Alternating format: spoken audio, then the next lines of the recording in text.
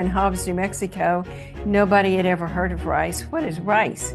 And he had been accepted at Stanford and at Harvard, and they were puzzled. Why would he be going to Rice? He knew that it was where he wanted to be, and he hit a home run. Bob and his three suite mates, Griffin Smith, Doug Johnstone, and Dave Tilson, dubbed themselves Jackson Glurk. That was a riff on their telephone number, and Bob still talks about his suite mates as Jackson Glurk. The four of us on the other side were not that creative. Bob was a student leader and a good student. He spent a lot of time in the library, the academic center of the university, but he was also there for the air conditioning. Back in 1962, Bob ran a strong campaign for Student Association president. The results showed he won the race by a comfortable margin.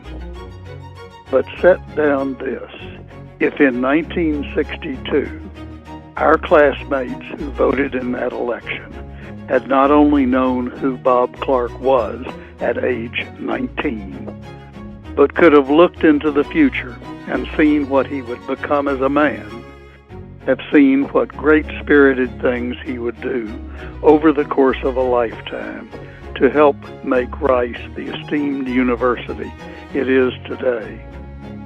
Bob's margin in that election would not have been just comfortable. It would have been unanimous. Bob's pioneering effort early in his career to create one-bank holding companies really established him as a premier banking lawyer in the United States. And not only that, but it promoted Bracewell into the spotlight of being a major player in the financial world. Bob and Puddin' Lynn were my wife Linda's and my mentors. I can't tell you the number of things that Bob would get both of us involved in, and Puddin' would get Linda involved in, and it really changed our lives. In my opinion, leadership is a choice. You choose to make a difference. And it was with great intention that Bob walked a very selfless leadership journey that impacted the lives of so many others. And Bob is just simply an amazing difference maker. Rice is just a special place, and it changes you. It comes at a transformative time in your life, but it opens your eyes to community. And Bob and my father, they really embraced that, and they've been lifelong givers of time, talent, and treasure to Rice. Bob and Kathleen are lifelong learners and readers. They're interested in the world, and they're wonderful partners to us as we explore what the arts and humanities can mean and what books and literature can do for society. Art has been a major interest of Kathleen's and Bob's. We often go to visit them, and the house is like a museum of amazing art from the early 20th century. And he actually started collecting when he was a student at Rice. I've met Kathleen and Bob on several occasions during my time as president of Rice, even before when I was provost. And with each encounter, I really am marveled by their dedication to the university. One thing that I'm eternally grateful to Bob for is when I first joined the Rice board, he was incredibly excited for me, but also spent a lot of time mentoring me and talking to me about the importance of not being afraid to get involved. I've learned a lot from the process. So thank you, Bob, for that guidance. When someone joins a board, the last committee that anyone wants to join is audit committee. But for Bob, that's where he raises his hand and always wants to be on the audit committee. I truly have him on a pedestal.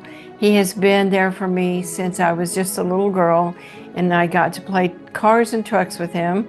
And I just can't imagine how all of the impact that he's had on my life. And then the impact that Rice has continued to have on both of our families. As we celebrate the 70th anniversary of the Fondren Library, which at the time completed the west side of the academic quadrangle, I can't think of more deserving honorees than Bob and Kathleen Clark.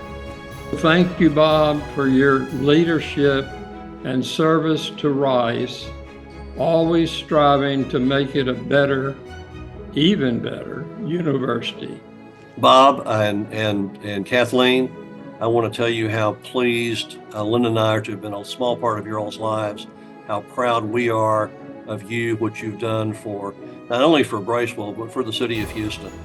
And cannot tell you how excited we are about this and how proud we are of you. As my grandfather, Bob has been an incredible influence in my life. His wisdom, kindness, and hard work have shaped the person I am today, and for that I am forever grateful. Your legacy at Rice and beyond will continue to inspire generations to come.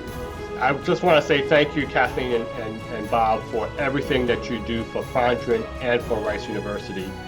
I appreciate your commitment to excellence and your enthusiasm for all the exciting developments that lie ahead for our wonderful university. Because of people like you, we have a strong foundation from which we have continued to build on and to grow. Thank you so much.